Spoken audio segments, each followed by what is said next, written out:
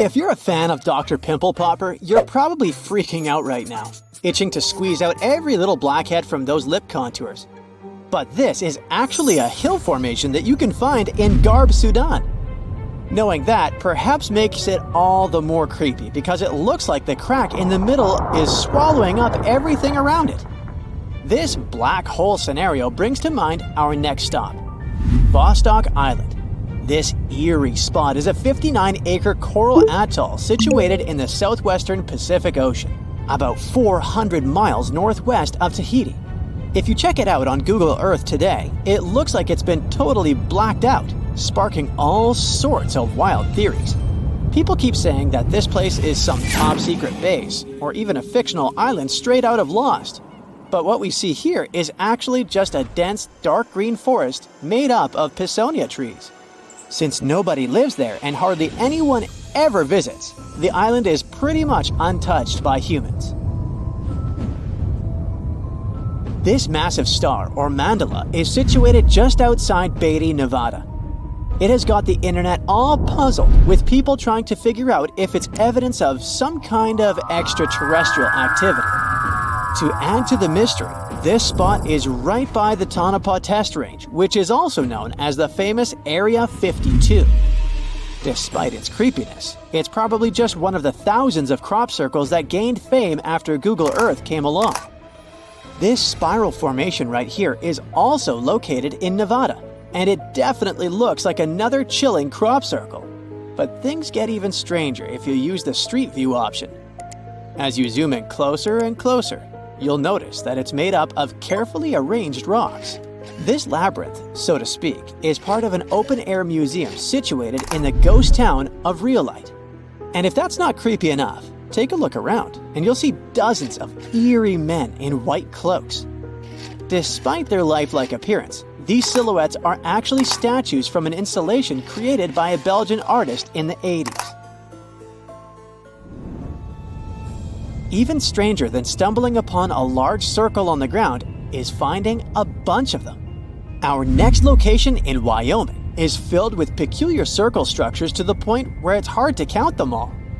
During the 20th century, this U.S. state shifted from a farming economy to an industrial one, dominated by the extraction of oil, gas, and coal. So, these circles are likely remnants of a tank farm. I mean, places where oil storage tanks used to be located. If you want to avoid nightmares, I highly recommend not searching for the mausoleum of Emil Becker in Poland. If you happen to find it by using the Street View mode, prepare yourself to face an abandoned place with the most terrifying sculpture there is. Oh, the creeps. Keeping on the spooky side, let's head to an isolated corner of Kazakhstan, where you can find a pentagram etched into the Earth's surface. This formation is huge, measuring roughly 1,200 feet in diameter. Before you jump to conclusions about this formation being related to some kind of underworld deity worship, it's worth noting that the pentagram actually turns out to be the outline of a park designed in the shape of a star. The star shape is marked by roadways, which are now lined with trees, making the star shape even more distinct in aerial photos. You can spot this peculiar symbol from quite a distance. At first glance, it might even resemble an otherworldly alphabet, as if a highly intelligent civilization is trying to send us an alert message. But this mystery is already solved. We are in De Hoge Veluwe, a Dutch national park located in the province of Gelderland. And these lines are actually part of the park's logo. Search for these coordinates to find what looks like a land formation straight out of an extraterrestrial landscape, or perhaps a set from Avatar. This place, located in Inner Mongolia, China, is believed to be a granite mine. But it's a bit of a mystery why it has such a striking blue tone on Google Earth. If you check it out on Microsoft Bing Maps, for example, the same location appears in a much more natural tone. In the Australian outback lies a massive geoglyph known as the Maori Man. Discovered in the late 90s, it appears to represent an indigenous Australian man hunting with a boomerang or stick. The figure stretches for more than 2 miles in length and about 1.6 miles wide. It has deep furrows carved into the ground, which adds to the complexity of its formation and origin. Despite efforts to uncover its purpose, its origin is still a mystery. This is desert breath, located in the Sahara.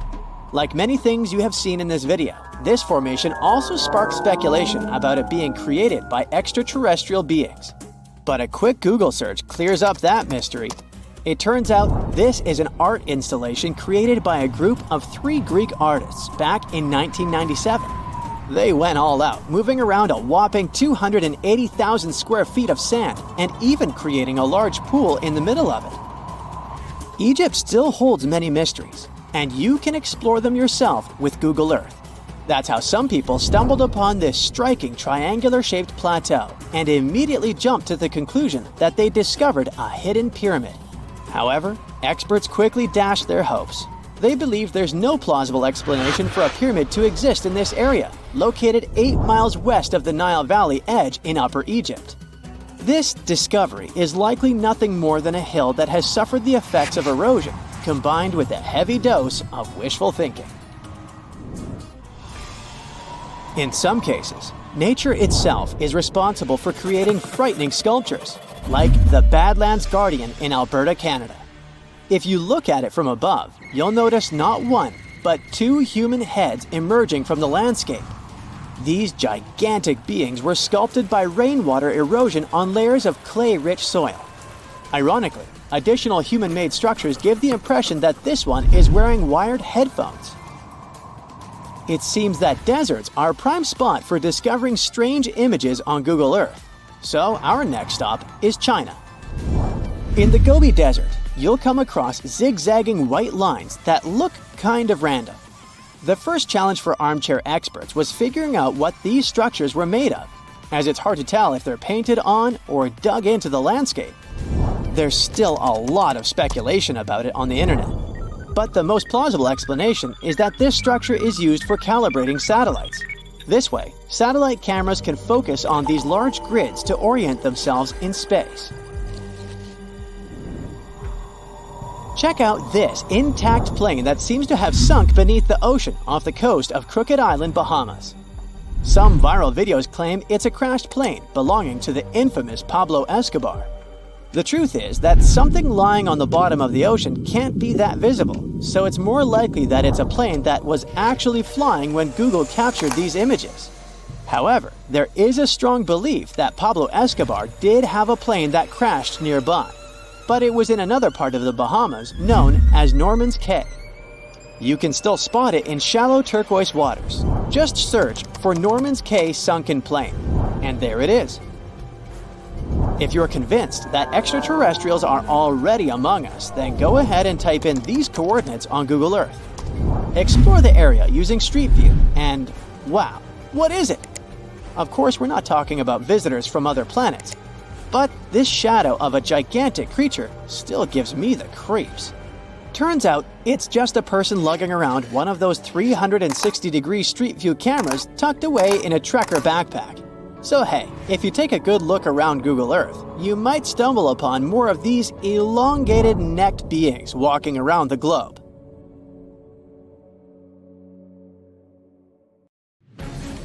They say this place is swarming with money.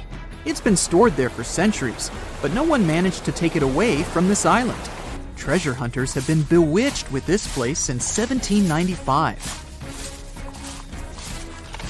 Many people have tried their luck looking for the treasure that could be hidden there by the Spanish pirates or even by the Knights Templar. But today, it's impossible to get there, as it's a private place, so all you can do is book an ocean tour around this island. Otherwise, you can take a peek at it in a TV reality show starring the Legina brothers, Rick and Marty, who are a team of enthusiasts looking for the treasures of Oak Island in Nova Scotia, Canada. Yeah, seems like there's no place where TV producers can't get to. One of the most famous discoveries out there was the so-called Money Pit. Despite the promising name, it wasn't full of money. Now we have to jump to 200 years ago. The Money Pit was first found by a 16-year-old kid in 1795. One day, Daniel McGinnis went fishing at Oak Island. He saw a tree there. Unsurprisingly, it was an oak, and it had weird markings. They didn't seem to be natural, so Daniel decided to check the area. He then saw a sunken patch of ground and started digging immediately. His two friends helped him out, but instead of treasures, the guys only found logs placed underground at regular intervals. It looked like a place where someone could hide money or jewels, but nothing precious was found. However, there was something curious down that pit. Someone found a granite stone there, and it had an engraved inscription on it. There were many attempts to decode it, but most of them ended up in failure. There's one translation though, and it says, 40 feet below, 2 million pounds are buried. Yeah, McGinnis and his friends should have dug harder. The next fun thing about the money pit is the coconut fiber found down there. They say that large amounts of this fiber were found at a depth of 60 feet. It may not surprise you, but I have to remind you of one thing. Oak Island is in Nova Scotia, Canada. Coconut trees do not grow there. The nearest one is about 1,500 miles from Nova Scotia, which makes it obvious that someone brought this fiber purposefully. Researchers came up with an idea that coconut fiber could have been used to make ropes and lower all the treasures down the pit. Next up, we have not one, but two mysteries. In the late 1800s, the Oak Island Treasure Company was thoroughly inspecting and excavating the island. Everyone believed something enormous was hidden there. These guys managed to drill 153 feet underground. That's like 15 stop signs stacked one on top of the other. You might have guessed that they didn't find pounds of gold and diamonds, but they found a manuscript. There's a theory claiming that it's one of Shakespeare's lost manuscripts. Some scientists believe that it was hidden there by the writer and scientist Francis Bacon, the true author of Shakespeare's works. Yeah, rumor has it was Francis and not William who wrote all the plays and sonnets. But there's no proof it was really so. The Money Pit may be the most popular shaft on Oak Island, but it's not the only one, and it's not the first. Before the Money Pit discovery, treasure hunters were drilling at Smith's Cove. While damming there, they found a wooden piece. It was a U-shaped formation that had Roman numerals. After a more thorough inspection, the specialists realized it was supposedly dated to 1769. The Money Pit was discovered 26 years later. This fact created many speculations that this structure might have been part of the real shaft with treasures everyone was looking for. Now, look at this Templar coin. It wasn't the first discovery on the island, but it was crucial in some way. Even if it may not sound like a big deal today, in medieval times, those coins would amass an insane amount of wealth. They were typically stored in European fortresses. For the treasure hunters, this coin was a sure sign there was more to be found on the island. The logic is simple. If there's one coin of that kind, there must be something else. And they were right. It wasn't the only Templar discovery. On the southwest shore of the island, a crossbow bolt was found. Experts say it dates back to the 13th century. But, once again, that wasn't something the treasure hunters were after. Some more coins were found on the island. Rick and Marty Legina retrieved this precious piece from a swamp. The coin is made of copper, and this time, it originated from Spain. When it was found, the Legina brothers could only see the number 8 engraved on it. But later on, some experts studied this coin and claimed it was made sometime around the 17th century. They managed to clean it well and saw the date 1652 engraved on the back of this coin. There's a theory stating that Spanish explorers found some treasure but hid it instead of taking it to the king. So maybe this coin just dropped out of the chest full of coins and jewels and is part of the treasure everyone was after. Or someone could have accidentally lost it while looking for the treasure. Who knows? One more famous treasure hunter is Gary Drayton. Gary and his team, together with Rick Legina, came across 2 coins while metal detecting the island. Those were 17th century King Charles II Britannia coins. One of them had a very clear inscription on it, stating that the coin was minted back in 1771. Another swamp treasure of possibly Spanish origin is also here. This time, it's a silver ring. A specialist studied it closely and reported that it had been repaired twice. The ring was once made bigger, and it was also made smaller once. It's decorated with a floral design, which was popular in Europe in the 1730s. Among all the other curious things, Rick and Marty Legina found a silver button at Isaac Point. The button's pretty old. It supposedly dates back to the middle of the 18th century, and the notorious money pit was discovered later. This is why it wasn't a big deal of a find. It could simply belong to some farmer peacefully raising livestock on the island. There's no official record of any chest full of gems and coins found on Oak Island, but enthusiasts did find some jewels there. First off, the team found a brooch with a magnificent red gem. They mistakenly thought it was a ruby, but a professional gemologist stated it was a garnet. The piece was made of silver, and it's pretty old. Experts believe it was made around the 15 or 1600s. Another brooch they found didn't have any gems on it, but it had an intricate design. It's a brooch with a leaf design and an ornate rope. There are 13 branches of the leaf, which instantly created more mystery to the whole treasure hunting.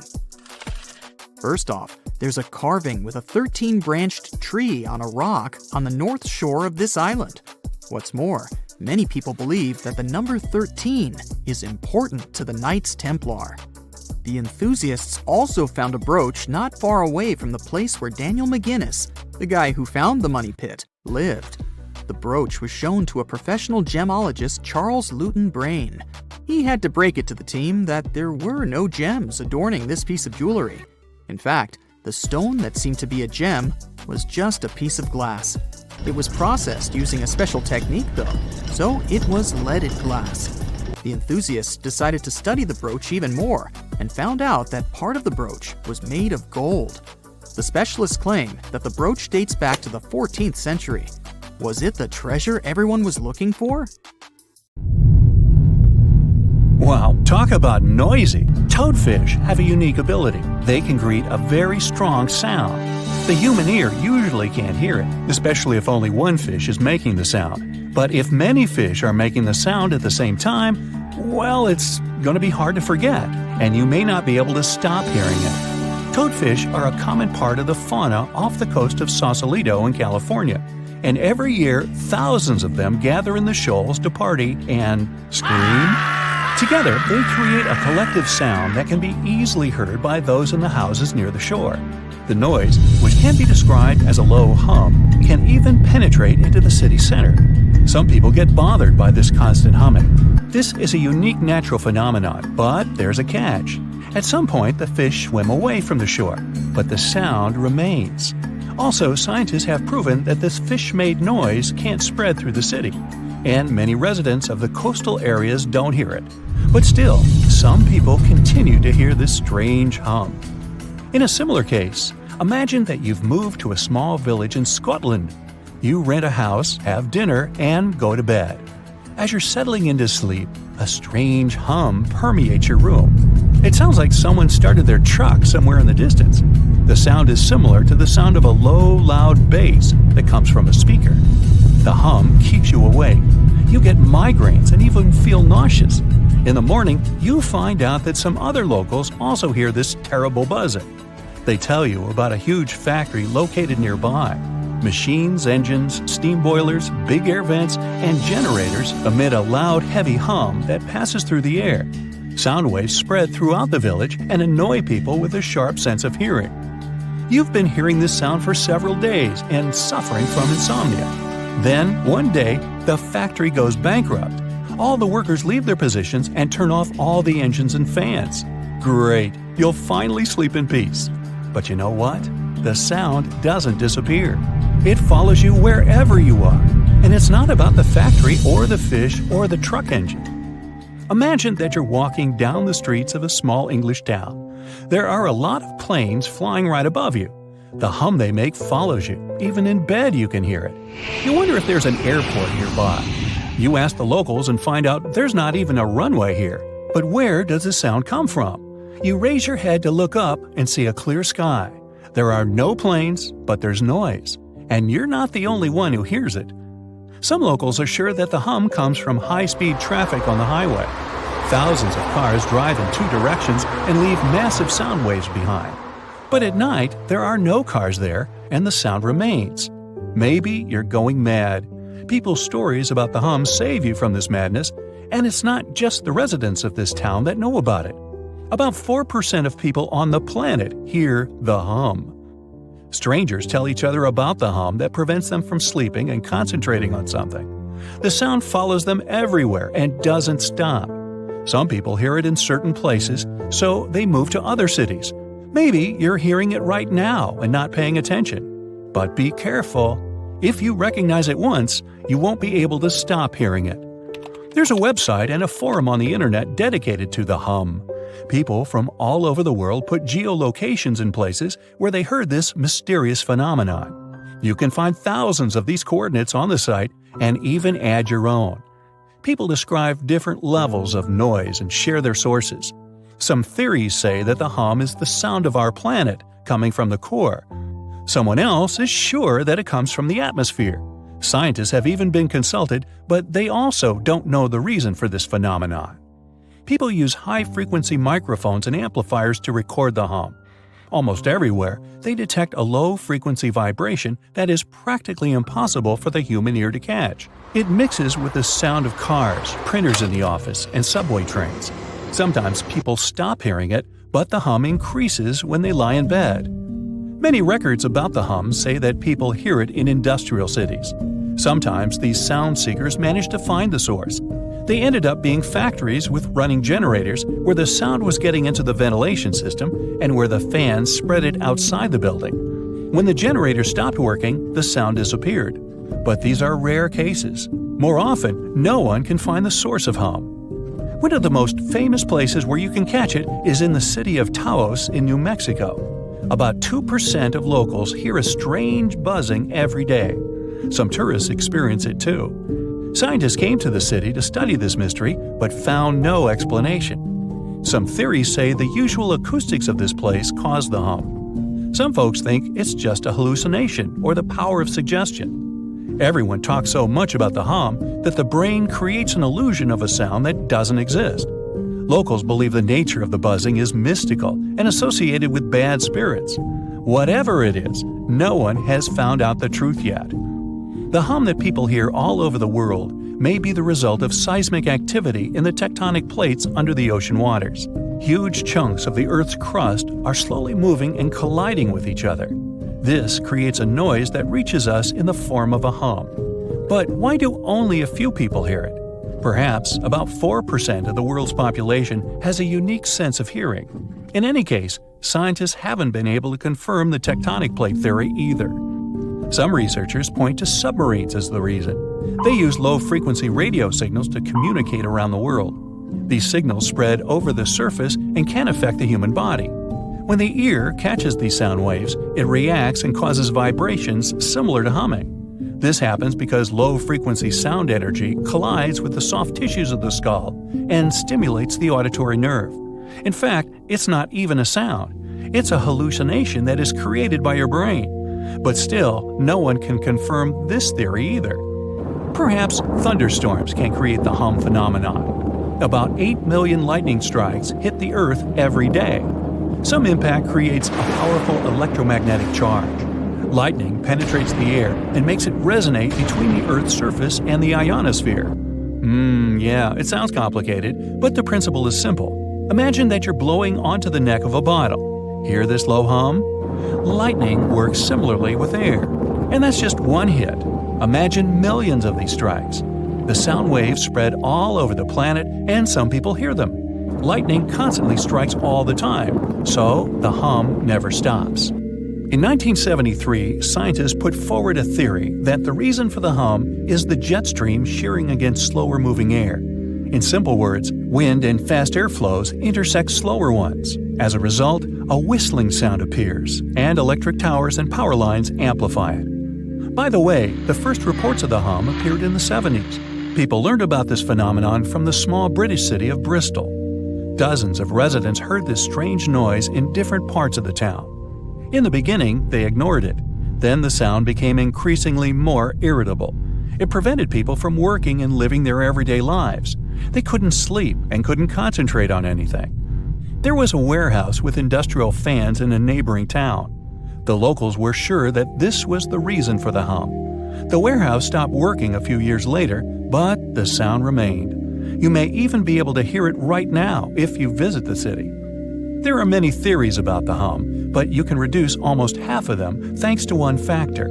Tectonic plates, seismic activity, lightning strikes, the Earth's crust, and resonating air are logical explanations. But look at all the records about the noise. People hadn't mentioned this until the 70s. If this phenomenon had appeared earlier, many newspapers would have written about it. Apparently, the hum is not a mystery of nature. Perhaps this is a consequence of all of our technological achievements. Factories, power lines, airplanes, cars, ships, trains, microwaves, and generators create an imperceptible background noise that most people ignore. We're so used to all these noises that we have forgotten what silence is. Perhaps our brain made the hum inside our heads to respond to our noisy world. If you start to listen carefully right now, what kind of sounds will you hear? Where are they coming from? And is there the hum among them? So, we might be getting closer to finding a massive icy planet beyond Neptune's orbit. Sorry Pluto, still not you. Recently, some universe mapping using data from a telescope in Hawaii eliminated about 78% of the possible locations for this mysterious Waldo from space. Some people call it Planet 9, while others prefer Planet X. Either way, it's been causing controversy since its existence was first proposed, and that is mainly because no study so far can answer the big question: does it really exist? If discovered, Planet 9 would rank as the 5th largest planet in our solar system, with a mass 10 times that of Earth. It's also theorized to be gaseous, like Uranus. The initial study on Planet 9, dating back to 2016, suggests that this colossal new planet orbits the Sun 29 times farther out than Neptune, which sits at about 2.8 billion miles. As a result, the Planet 9 would take between 10,000 and 20,000 years to complete a single orbit around the Sun. If confirmed, this yet-to-be-understood world would dominate a region larger than any other known planet in our cosmic neighborhood. These are all intriguing hypotheses, but without a single piece of evidence or observation to back them up. Before dismissing this as a wild guess, it is important to note that these researchers relied on complex mathematical modeling and computer simulations to speculate about the planet's characteristics, because that's what they do. The hypothetical presence of this planet would explain various mysterious features located beyond Neptune. We are specifically talking about the Kuiper Belt, a huge donut-shaped region filled with icy debris left over from the formation of the solar system, including comets and dwarf planets like Pluto. What happens is that the 6 farthest objects in the Kuiper Belt exhibit elliptical orbits that are all oriented in a similar direction within physical space and tilted approximately 30 degrees downward relative to the orbital plane of our 8 known planets. What's strange here is that, despite their distinct orbital velocities around the solar system, they maintain this alignment. The likelihood of such alignment occurring randomly is extremely low, around 0.007%. So, here comes Planet 9, a hypothetical massive celestial body that offers a plausible explanation for this strange phenomenon, potentially exerting gravitational influence to shape these orbits. The initial theory didn't hold up for long, facing accusations of observational bias and calculation errors. Then, in 2017, another study popped up, sparking back the idea that maybe Planet 9 is out there after all. This time, Spanish astronomers tried a novel approach, focusing on observing extreme trans-Neptunian objects. These celestial bodies orbit the Sun in highly stretched elliptical paths, with average distances exceeding 13 billion miles.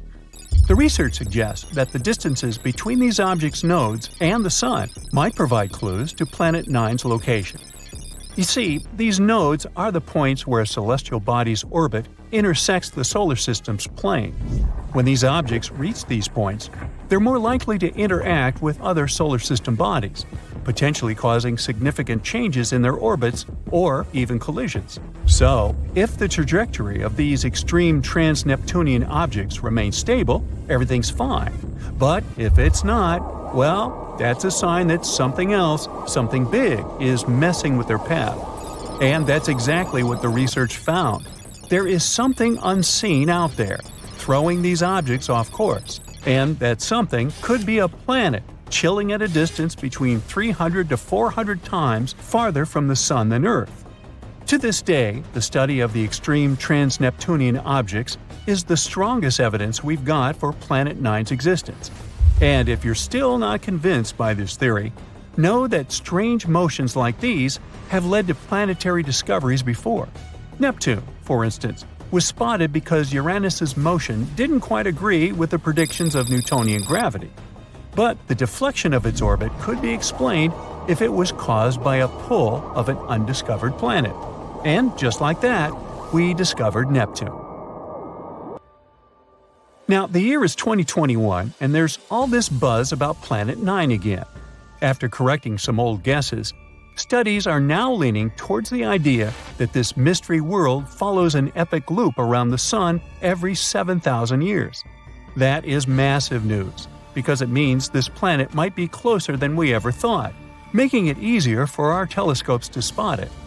The paper also suggests there is a whopping 99% chance that the funky orbits of these distant objects are all because of this unseen planet, not just some cosmic coincidence.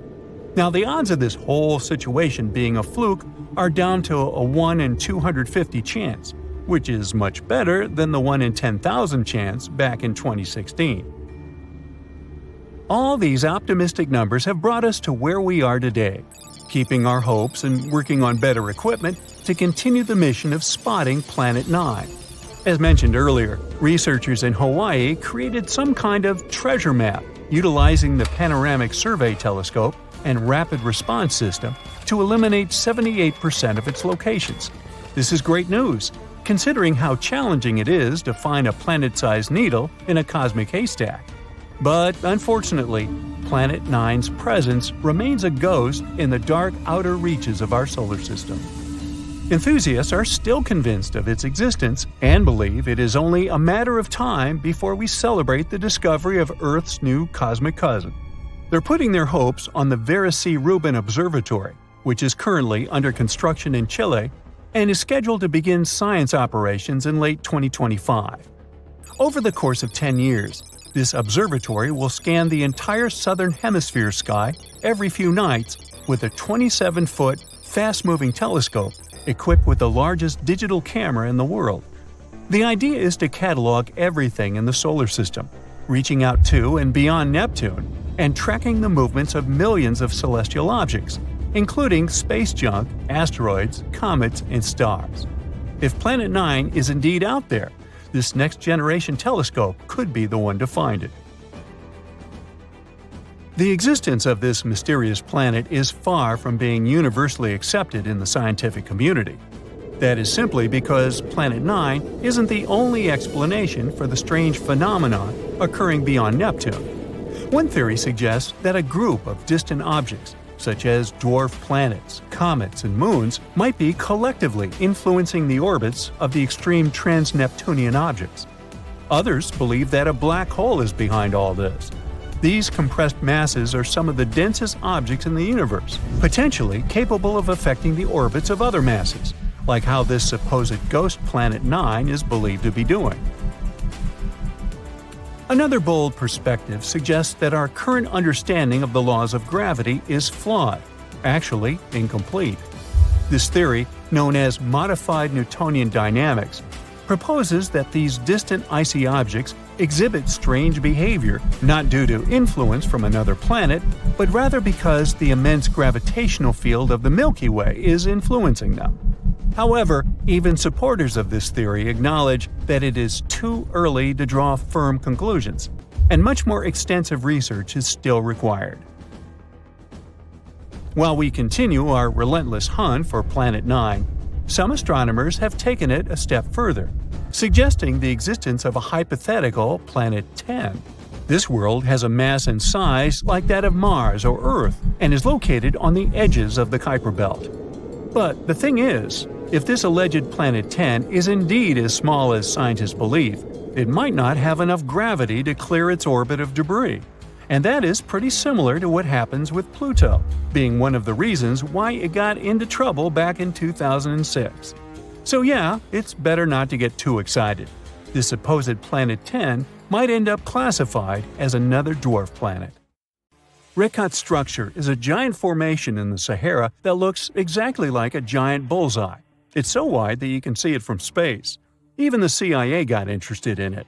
In 1965, they planned a flyover looking for geomagnetic anomalies. The findings are still classified. Perhaps the theories are true, and this place is truly the lost city of Atlantis. Now, Atlantis supposedly sank beneath the waves, but recent discoveries are pointing us in a different direction. This is an ancient story that goes far back in time, and Plato was the first to mention it. The place had loads of greenery and a curious structure. 3 concentric circles of land surrounding 2 circles of water. 2 key quotes from Plato's writing suggest that Atlantis might not have been a typical island in the middle of the ocean. Plus, Atlantis had a major influence from Africa and Europe, challenging the idea of it being in the Atlantic. It turns out that the Eye of the Sahara and Atlantis look alike. When astronauts saw the Eye of Sahara from above, they initially suspected a meteorite impact crater. But the rings of the structure matched the layout described of Atlantis. More importantly, the Sahara wasn't always a desert. It turned from a tropical region into a desert around 11,000 years ago. Researchers found evidence of a massive river called the Tamaracet that could have sustained a community. This river flowed toward the Rekhat structure, aligning with Plato's description. The Trans-Saharan Seaway ran through the Sahara 50 to 100 million years ago. The sea allegedly destroyed Atlantis around 11,500 years ago, likely due to a rapid rise in sea level caused by the end of the Ice Age. NASA's Worldview imagery shows patterns consistent with this theory. Those concentric rings might be a key to unlocking the secrets of our planet's evolution over millions of years. They're shaped by erosion on resilient rock layers, creating a spooky pattern of ridges and troughs. The central peak stands proud at 1,300 feet. The central part has undergone a significant erosion makeover, revealing a circular structure with a raised peak. Unlike impact craters, the Eye of the Sahara flaunts a striking balance and symmetry. Some say it results from rock uplift, sculpted by wind and water. Others think it's an ancient anticline, eroded to reveal its concentric glory. Then there's a salt diapir theory, suggesting that salt's buoyancy sculpted this beauty. Dating techniques have proved that it formed 541 to 252 million years ago, give or take a million or two. Ancient tools are scattered around the outer rings of the structure near riverbeds. Some older stone tools have also been spotted in the same areas. And still, even though some spear points from the Neolithic period have been found, there aren't many signs that people were living there back then. The area seems to have been used for short-term activities like hunting and making tools. There are other unearthly mysteries that haunt our world. One such enigma is in Norway, the ominous Hessdalen light phenomenon, also known as the Valley of Lights, leaves scientists confused. This valley is 10 miles wide. It's quite isolated, but a peculiar blue box sits high on the hillside, equipped with cameras scanning the valley. The unsettling saga began in the 1980s, when the night sky over Hessdalen erupted with burning fireballs, a recurring spectacle that sent shivers down the spines of those who witnessed it. This wasn't a fleeting occurrence, rather it became a regular thing. Terrified locals reported encounters with these unexplained luminous phenomena, some of which happened near their homes. Unease spread like wildfire. At its peak, there were about 20 sightings every week. The phenomenon made its way into newspapers, magazines, and media worldwide.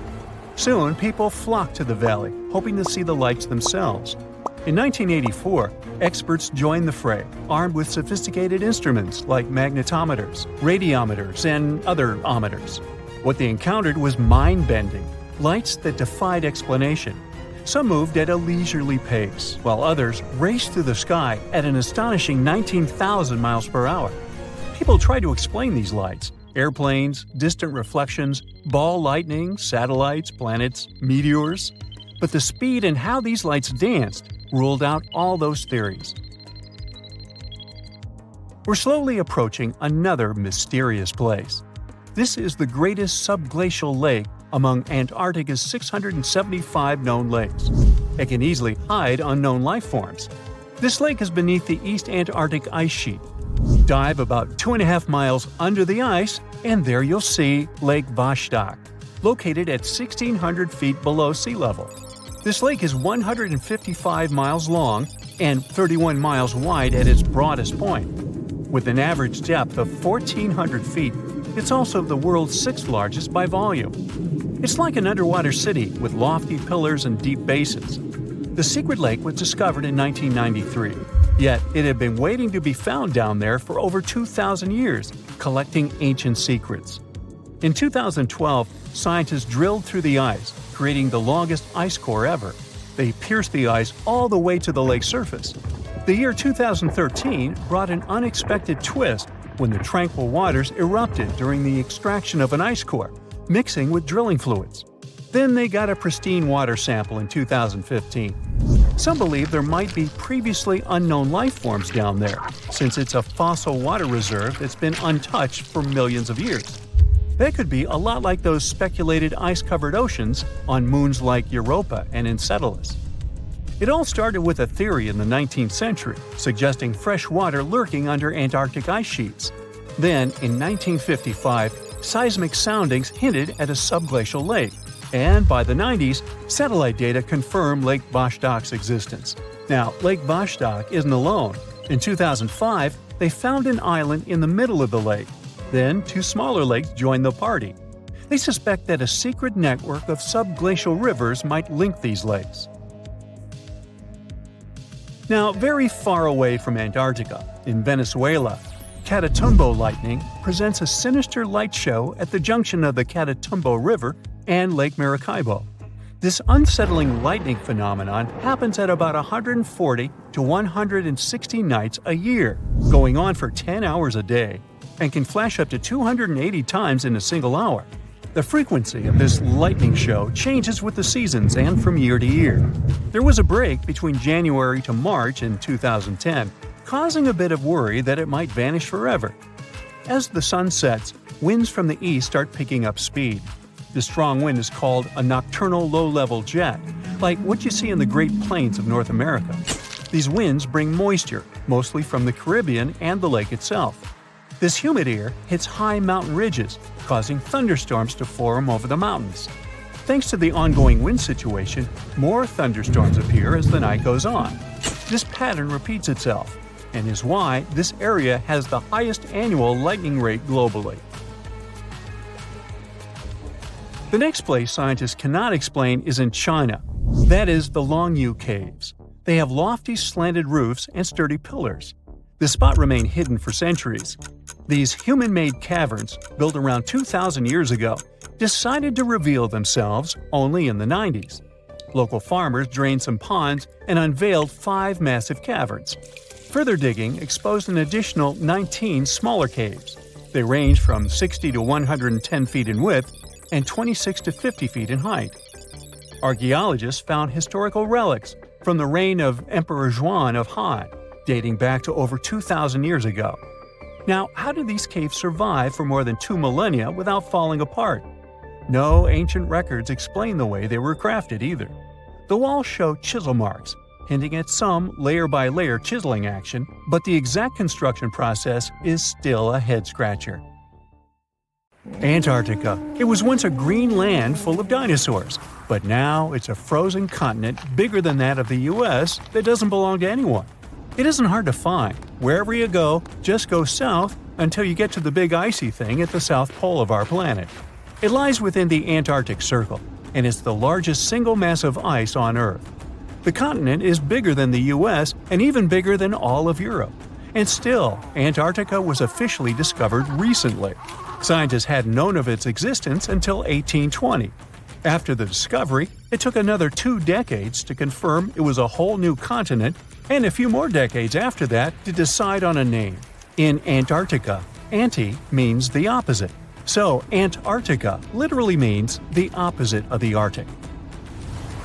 Now, even before scientists discovered the land, ancient Greeks already theorized that there must be a southern continent to balance out the Arctic in the north. Also, some scientists who studied Polynesian artwork and oral history believe that Polynesians found the continent over a millennia before the Europeans did. Anyways, today we all know of this icy land at the South Pole. Because of its location, there are just 2 seasons there, summer and winter, and both last 6 months. In summer, it's a bit warmer, and the continent exists in pure daylight. And in winter, it's dark all day long. 98% of Antarctica is ice. This continent alone stores 60% of the planet's fresh water. And yet, despite all those water reserves, Antarctica is the biggest desert in the world. By definition, a desert is an area with sparse vegetation and little snow or rain. Notice that plenty of sand isn't a necessary condition here, even though the continent does have some sand and even sand dunes. It also gets a lot of wind. Antarctica is the windiest continent on Earth, and wind speeds can reach 200 miles per hour. That's even faster than hurricane winds. The little snow the land gets never melts. It just builds up over time, for centuries and millennia. So there's a thick ice layer there. This makes Antarctica full of hidden secrets. There's a whole new world underneath its ice. For example, there are a lot of mountains on the continent that are like 9,000 feet tall. It's taller than 3 Burj Khalifas stacked on top of each other, if we must, and that's currently the tallest skyscraper in the world. But we don't see all those mountains because they're all hidden under the ice sheet that's almost 16,000 feet thick. There's also a lake down there, beneath over 11,000 feet of snow. The lake is called Lake Vostok, named after Vostok Research Station, under which it's located. Originally, it was just a hypothesis. Over a century ago, a scientist suggested that the huge pressure created by tons of ice could decrease the melting point of ice in the lowest layers of the ice sheet, creating liquid water, which could form a lake. He didn't prove his ideas in his lifetime, but others continued his work and confirmed that this theory was true. There's also a canyon in Antarctica, hidden underneath huge masses of snow too. It's deeper than the Grand Canyon we have in Arizona. There is a mountain range that divides the continent into 2 parts, East Antarctica and West Antarctica. The western part of the continent is experiencing higher temperatures and is starting to melt. If West Antarctica melts and releases its stored water, it will raise the average global sea level by about 16 feet. That will be enough for some cities all over the world to completely disappear. Perhaps the first to turn into a water world will be Thailand's capital, Bangkok, which is just 5 feet above sea level. Then it will be Amsterdam in the Netherlands, followed by Ho Chi Minh City in Vietnam, Cardiff in the UK, and New Orleans in the US. People do a lot of work in Antarctica now, residing there for many months at a time to study this mystery of a continent. Over the years, even a few children were born there. But it's not a country, and the land doesn't belong to anyone. It's governed by the Antarctic Treaty System, an agreement of peaceful research and collaboration that suspends all territorial claims. It was first signed by 12 nations, and now there are 59 supporters, half of whom have decision-making powers. The continent is occupied all year round by researchers from all over the world. There are about 5,000 people living there in summer and about 1,000 in winter. Yet no one is a permanent resident there. People come and go, and the scientists take turns spending time there. The average yearly temperature there is negative 30 degrees. But there was a time when Antarctica was about as warm as Melbourne, Australia is today. It was about 40 to 50 million years ago. I wasn't around then. But the continent had green forests and dinosaurs roaming its land, chilling in the sun in a 63-degree Fahrenheit environment. That was before penguins. In our age, it's so cold that you won't even find any trees or bushes in Antarctica, just the snow. The only plants that can thrive in such extreme temperatures are lichens, moss, and algae. People can't stand such freezing conditions for lengthy periods of time either. So the continent has never had any indigenous population. Well, that is, if we don't count penguins, seals, whales, and a few other types of birds that live there now. Antarctica's fauna is the scariest and least diverse on the planet because only a few organisms can withstand its harsh conditions and because non-natives aren't allowed to be brought there. So, if you decide to travel to Antarctica with your cat, well, you can't. Hey, I don't make the rules. But those few species that live on the South Pole totally own the place. There are no more than 5,000 people there and around 20 million penguins. They are a kind of settlers, though. Penguins' first ancestors lived in Australia and New Zealand. There are still a few penguin species there, including the smallest penguin on Earth that is just 1 foot tall. Still, most of the penguins migrated to Antarctica at some point, possibly because they were attracted by the greater food supply there. It's not the cold that made them like the land.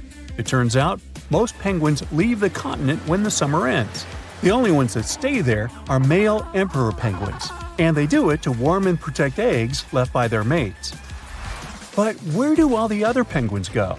At first it was a big mystery even to scientists, but then they attached some tiny location devices to the legs of a few of these animals and figured it out. Penguins go to live in the southern oceans while it's too cold in Antarctica. None of them go ashore for half a year until they get back to the continent. When they come back, it's when those eggs, left for male penguins to nurture, start hatching, and so penguin families can be together when it happens.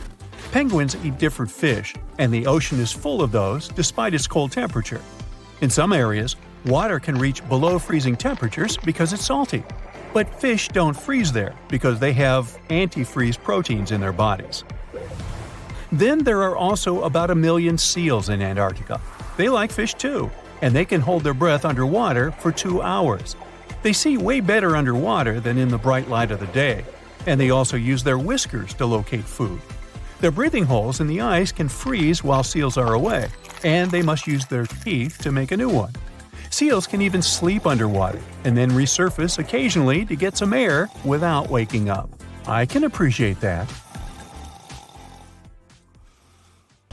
Puna Grasslands, Peru. A bare desert, rocky land, and one big nothing. Oh no, wait, there's Ureta. Ureta is a flowering plant that looks so unique, you might actually think it's photoshopped. That's how different it is from the rest of the desert. At first sight, it looks like some rocks covered in moss. But we're talking about a 3,000-year-old plant found in the freezing Puna grasslands of the Andes. This plant grows in packs, and they're so dense you could stand on top of a Ureta shrub, and it'd take your weight without problems. Spotted Lake, Canada. They call it the most magical spot in Canada. In winter and spring, this is just a regular lake that looks like any other. But try going there in the summer when the water starts to evaporate. It'll feel as if you've entered a different world, a polka-dotted landscape with blue, green, and yellow spots. Over the summer, there are over 300 pools there, and they look magical. Over the centuries, people believed each of them had different healing properties. Oh, and the explanation for the vibrant colors is pure science. Each of them has a high concentration of different minerals. Rio Tinto, Spain. For more than 5,000 years, the Red River has been surrounded by mines full of copper, silver, gold, and other minerals. They give the river its unique reddish color. People were mining that area for centuries until the whole industry started to fade out. The mines remained abandoned until they were rediscovered in the 18th century. The river is quite impressive, but it's also very dangerous for people because of its high acidity. The bacteria in the water create similar conditions that can be found in some other places in our solar system. For example, scientists believe there's something similar on one of Jupiter's moons, Europa. An acidic ocean is hidden underneath the moon's surface. Toyama Bay. If you're walking along the shore of Toyama Bay in Japan, you might be lucky to see mystical neon blue light. It's coming from underneath the water and lighting up the night sea. There aren't many places where you can see a phenomenon like this. It's the firefly squid that's responsible for the breathtaking show. The creature lives at a depth of more than 650 feet under the surface. But in spring, they gather near the coast. Sometimes, waves even wash them ashore. The light these animals emit is actually camouflage, which helps them to hide and protect themselves. During the day, the squids go back to the deep, but they come back to party near the shore at night. The light they produce isn't so bright you could read a book in the dark, but it's still quite impressive. Fly Geyser, Nevada, USA. Imagine you're in a space rocket. At one point, you realize you've entered the atmosphere of some unknown planet. You haven't even realized it's there. The planet's gravity starts to pull your rocket down. Soon, it crash lands on the surface. Luckily, your spacecraft is sturdy enough to stay intact. So you pull on your spacesuit and crawl outside. Right in front of you, there's something you've never seen before. Incredible nature, unbelievable colors, and a bizarre mountain-like thing. And suddenly, it spews out a column of boiling water. You shake your head. This vivid imagination of yours. You're actually in Nevada, looking at Fly Ranch Geyser. Don't get disappointed, it's still marvelous. The geyser appeared in the 1960s when a geothermal power company drilled a hole. This allowed the groundwater to escape. And the colors similar to those you can see in Yellowstone National Park? All because of algae. Speaking of Yellowstone, that's another place that looks as if it's been imported from another galaxy. On an area bigger than the states of Delaware and Rhode Island combined, there are more than 10,000 hydrothermal features, 500 geysers, and incredible waterfalls. Tsingy de Bemaraha, Madagascar. Now here's the place where you can easily imagine meeting some ancient animals. You can almost see them hiding somewhere among the pointy rocks, going up to 330 feet. Half of this national park is covered in forest, and the other half is rocky, formed by the erosion of water. The place is home to many animals, like chameleons, iguanas, frogs, and lots of different lemur species. Vatnajökull Glacier, Iceland. On your quest for the extraterrestrial wonders of our planet, don't forget to drop by Iceland. There, you'll find the biggest glacier in all of Europe. In some places, the ice can be more than 3,000 feet thick. Vatnajökull has 30 outlet glaciers ready to be explored. Those are channels of ice that once flew out of an ice cap, but remained stuck within the borders of the valley. As for famous Icelandic ice caves, they're formed when meltwater runs through a glacier, trying to get to the surface. This usually happens in the summer, when temperatures are higher and the water flow is more turbulent. When the temperatures go down, the water freezes. That's how the caves are shaped. Staffa, Scotland, UK. Staffa is an uninhabited island that looks like a place from a different planet. Once you see it, you can't shake off the feeling it hides plenty of secrets. In reality, though, it's a calm spot, almost completely taken over by seabirds and seals. Even so, no one can argue that the incredible rock columns give this place a unique and mysterious look. It's always encouraged local people to spread legends about the unusual cave. The columns themselves formed millions of years ago, mostly because of volcanic eruptions. Glowworm caves in New Zealand. Imagine finding an entrance to a magical cave. You row your boat, eager to sneak a peek inside, and get rewarded with one of the most beautiful views ever. You see a closed cave that looks as if it's under a magnificent starry sky. You don't need to travel all the way around the Milky Way to find something like that. Glowworm caves in New Zealand are there for you.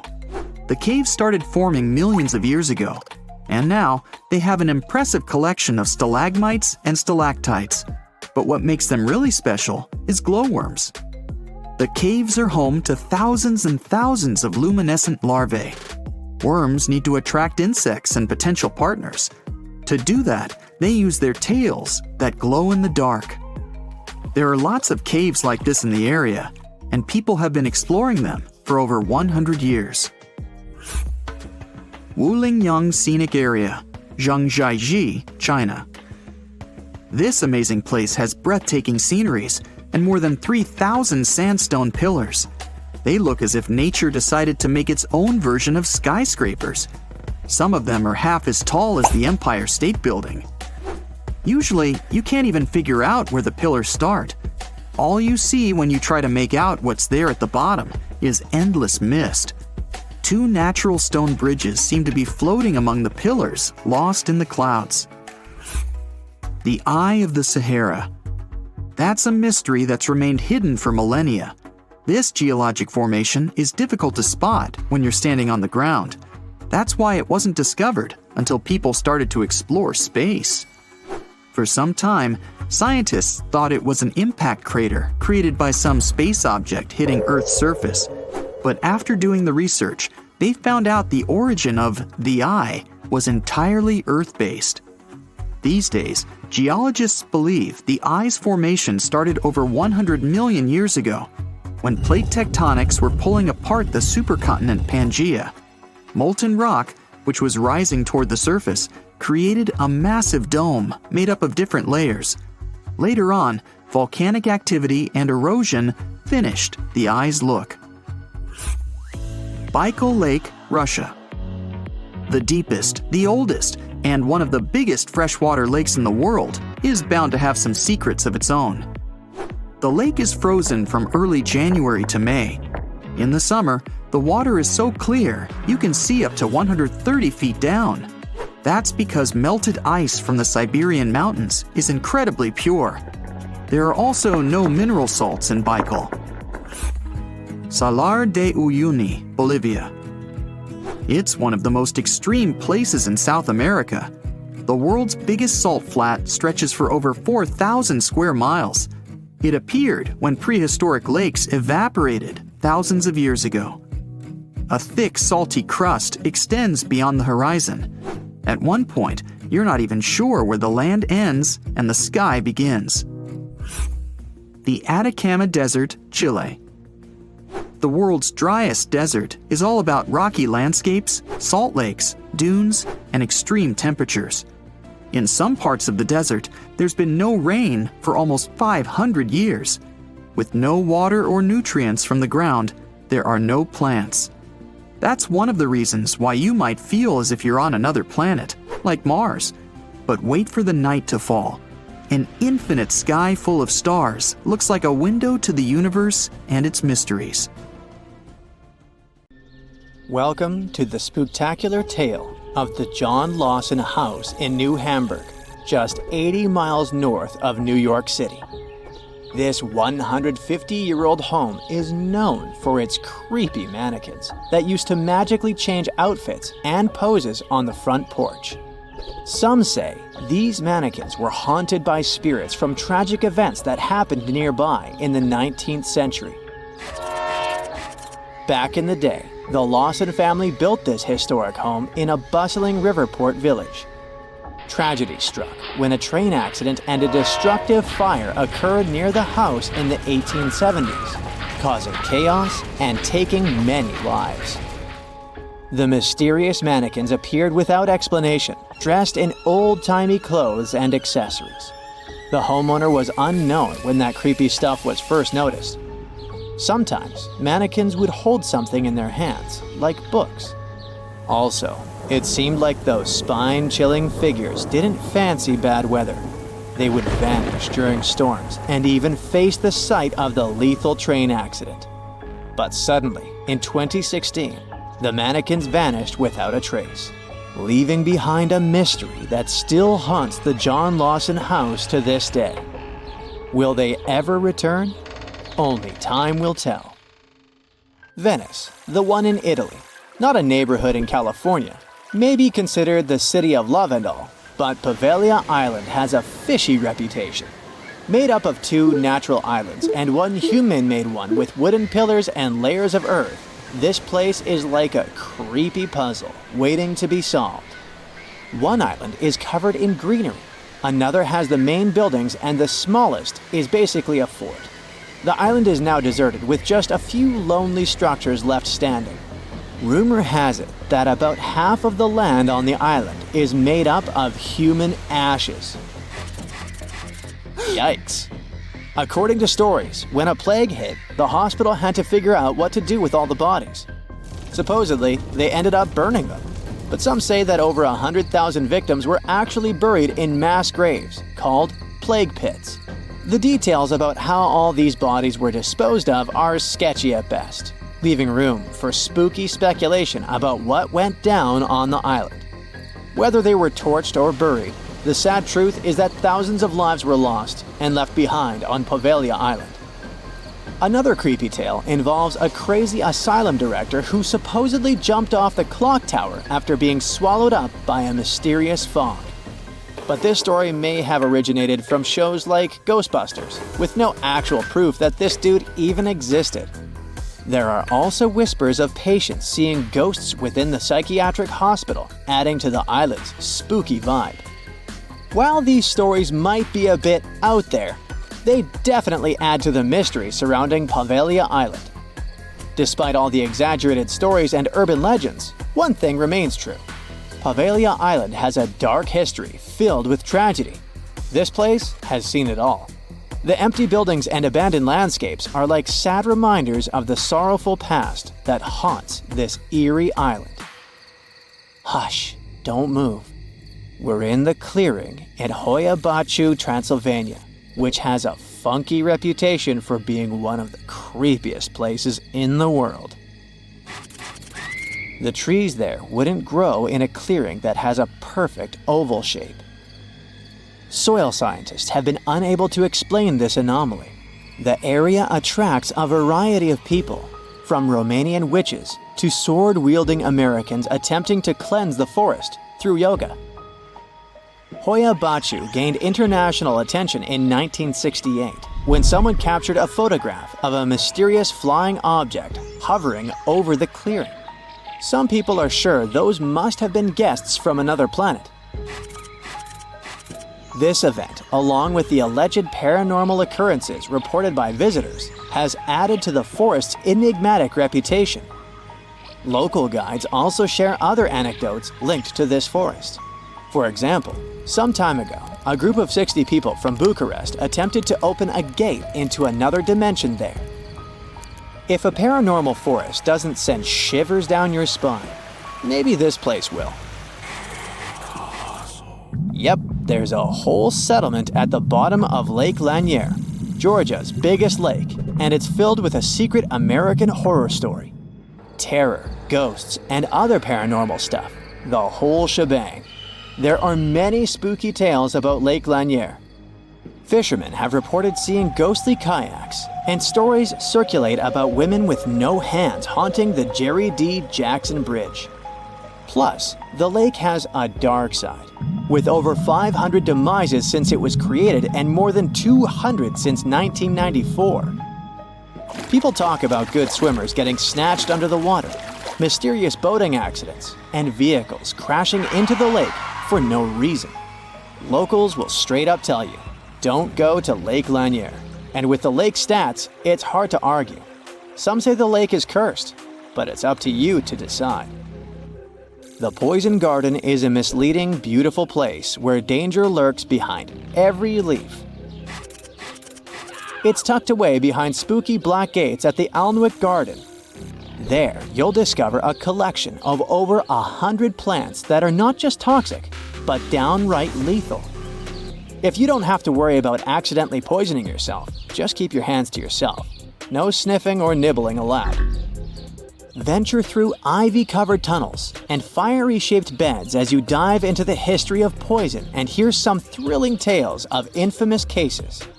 Prepare to meet some dangerous flora like Laburnum atropa belladonna, and even the infamous Jimpy Jimpy plant that's rumored to be able to hurt you as nothing else.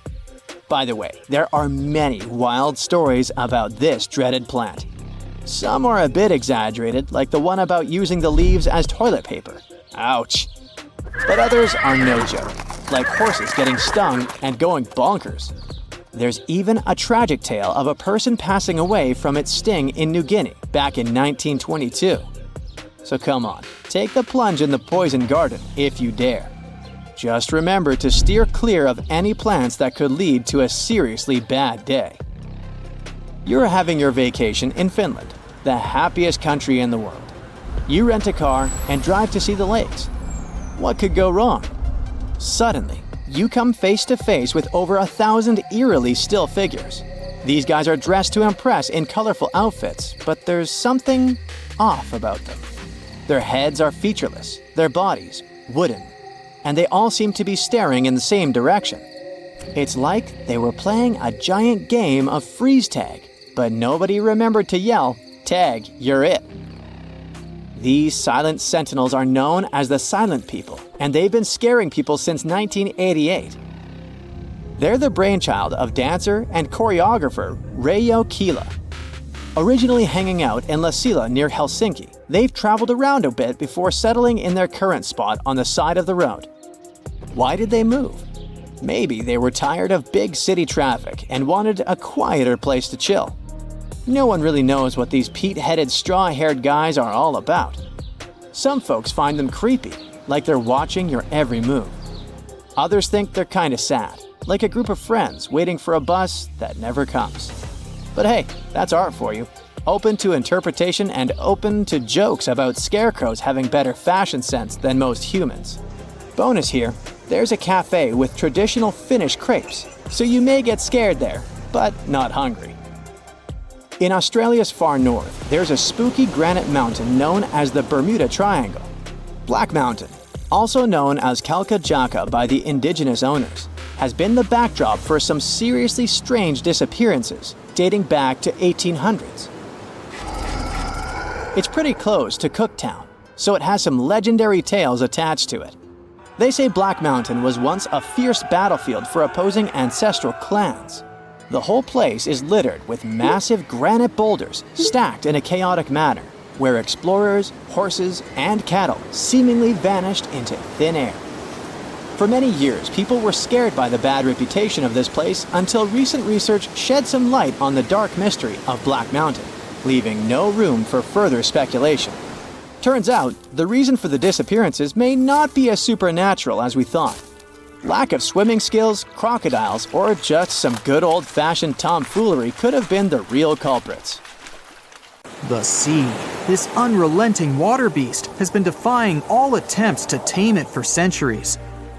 Many ships driven by the wind have gone through the harshest parts of the world. Some have survived the struggle with the sea, and many have come off second best. It's the year 1834. A ship called the Pilgrim is setting a course to sail from California to Boston. The journey will venture around South America and then past Cape Horn of Chile. Richard signs up as a merchant seaman aboard the Pilgrim. This is his first voyage at sea. The crew tells Richard stories of the Drake Passage off Cape Horn, a route that's legendary for its dangers. Countless ships and sailors have disappeared in those waters. Since Cape Horn's discovery in 1526, it's quickly become known to all those that have sailed around it as the ultimate test of any mariner's skill and of any ship's strength. Those that have survived the journey call Cape Horn a sailor's nightmare.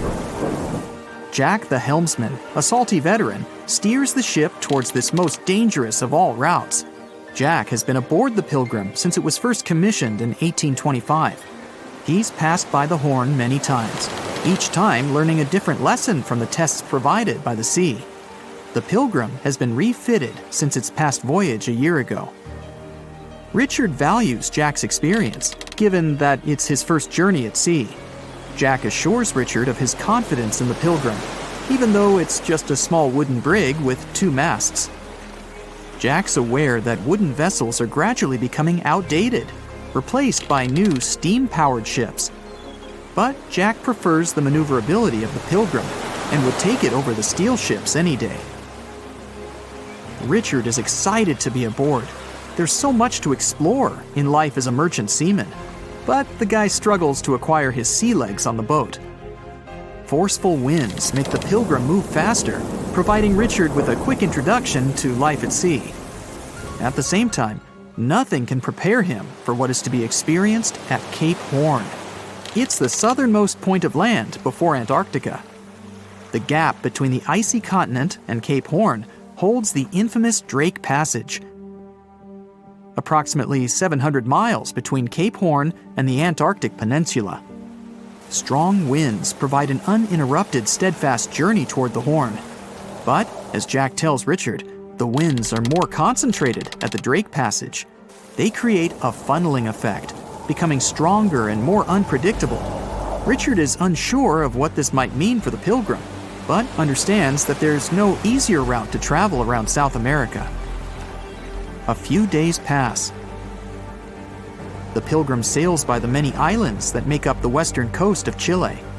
Although the sea has been relatively calm, Richard continues to deal with his lack of sea legs. His movements are still not very graceful. The constant, ever-swaying deck rises and falls, and Richard finds it hard to get used to the motion. Random large waves hit the Pilgrim from every angle. The ship is quickly approaching Cape Horn. Richard looks towards great thunderous black clouds in the distance. "Welcome to the Horn," Jack says, half laughing. A wry smile upon his face soon disappears. The man gets serious, knowing what awaits them all. Stronger winds start blowing the sails as the crew scrambles to hang onto the ropes. Richard desperately sets to adjust the aft sails, adjusting for the constant change in strong southerly winds. Jack holds firm at the helm, knowing the importance of his role. He's wary of the swell. It can build very quickly the further south they travel. It's crucial the Pilgrim doesn't venture too close to the Horn when they approach.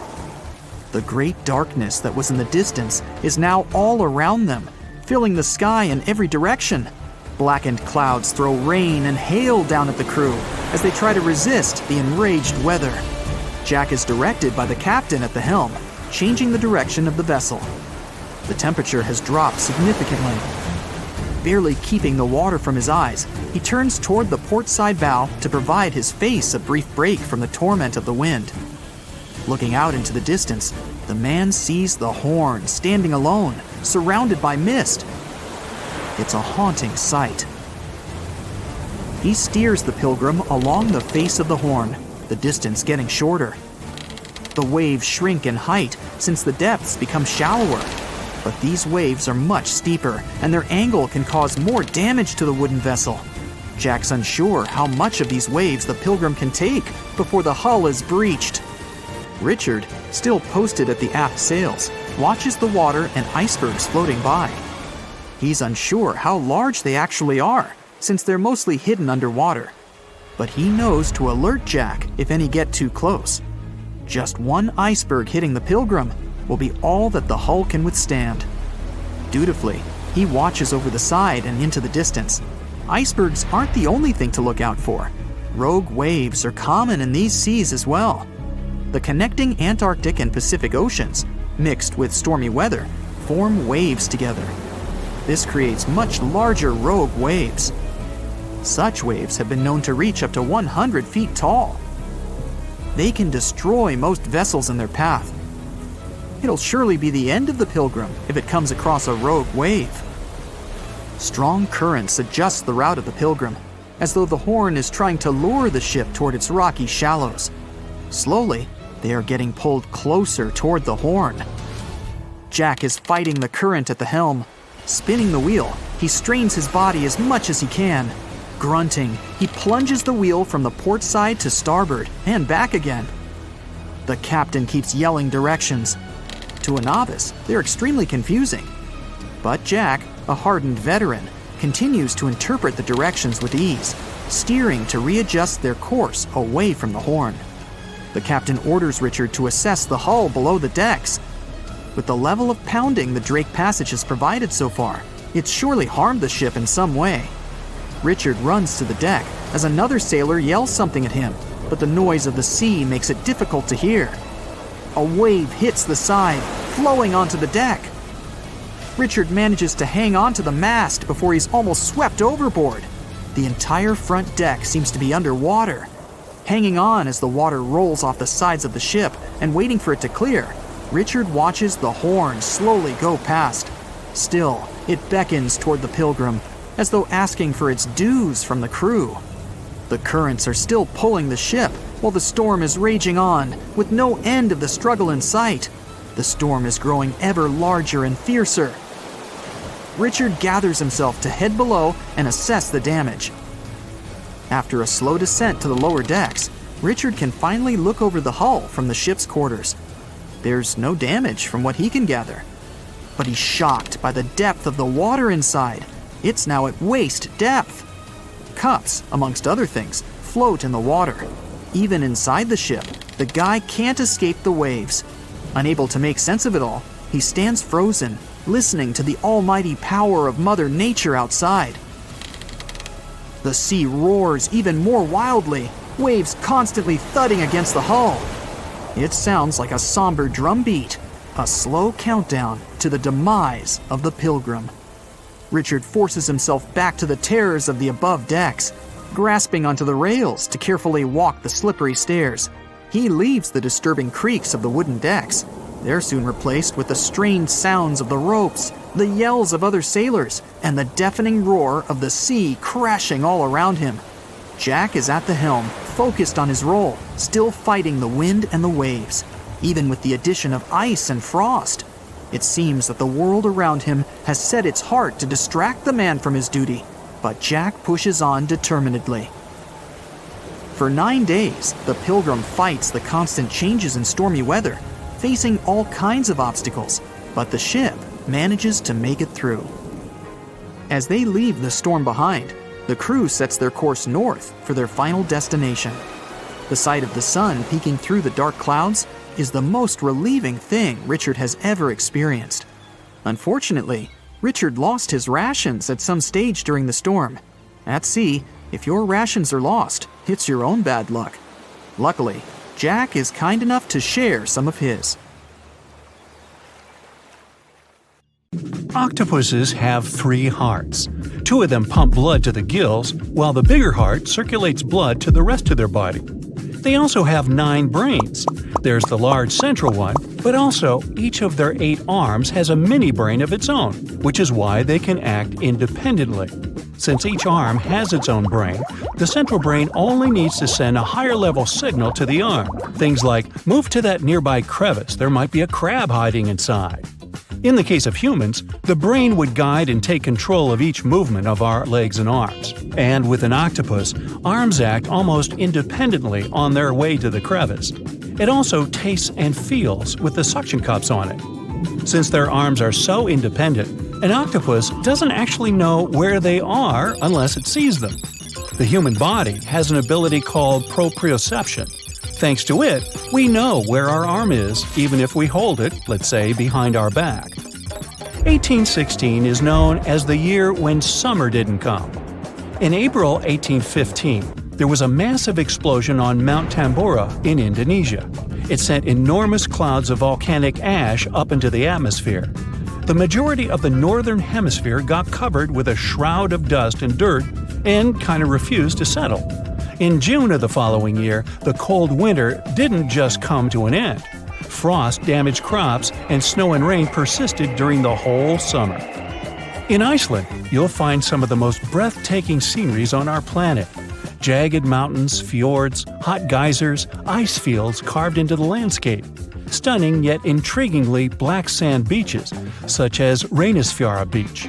Most of the sand on beaches is generally formed from rocks that have broken down because of weather changes and erosion through thousands or even millions of years. And on Reynisfjara, the sand is a striking black color, and that's because of volcanic activity. Lava came out of an erupting volcano, got to the surface, cooled, and then hardened in the Atlantic Ocean, creating such a fascinating black hue.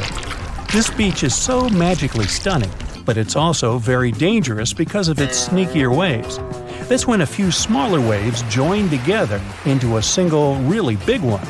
This phenomenon can happen when ocean currents force waves together, or in the case of Reynisfjara, when such waves come from an offshore underground cliff and get an even stronger pulling effect. Considering the ocean's low temperatures too, it's definitely better to just take pictures from a safe spot. Some trees talk to each other. Not the way we do, of course, but, for example, acacia trees that grow over the African savanna can warn each other if there's something dangerous coming. When some animals, such as antelopes, gobble up its leaves, the tree immediately starts producing more tannin, which is toxic to animals. They also emit a special type of gas that travels through the air and warns other trees they should protect themselves too. You're stargazing, such a chill night, and then a flash of bright light streaks through the night sky. A shooting star, so cool. But what we see is not actually a star, although we call it that way. They're meteors, which are basically small chunks of dust and rock moving through space. As they're passing through our atmosphere, they cause something called friction when one thing rubs against another, and that's why they glow.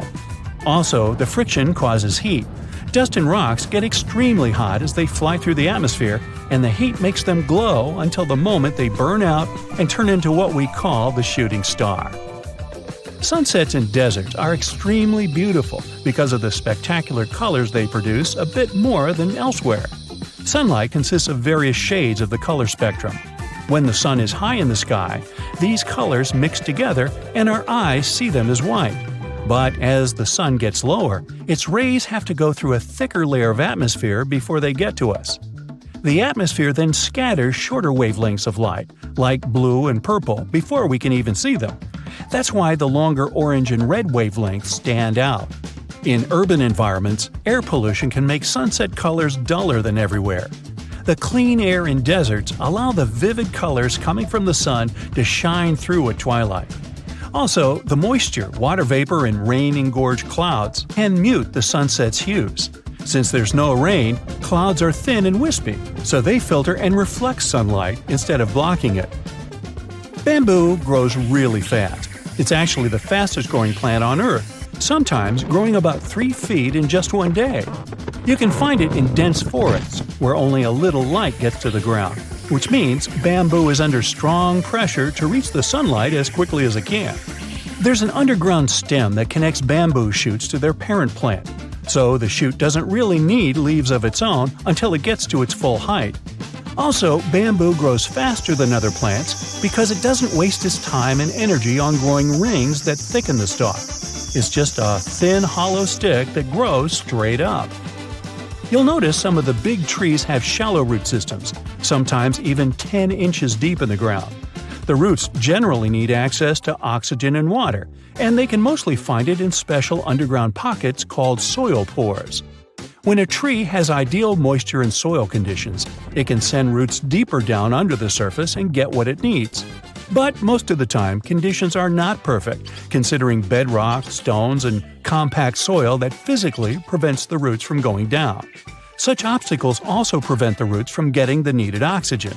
So, when life gets tough, the tree will take an easier option. Its roots will stay close to the surface and spread out in different directions. Drought conditions are another reason trees can have shallow root systems. By staying closer to the surface, they can take most of the rainfall collection. Plants are exposed to the sunlight most of the time, but they still don't get sunburned. They appeared on land about 700 million years ago, and one of the key things they needed to survive was something that would protect them against the ultraviolet rays coming from the sun.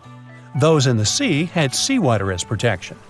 UV radiation is mostly responsible for sunburn, so land plants developed a special protein that detects it.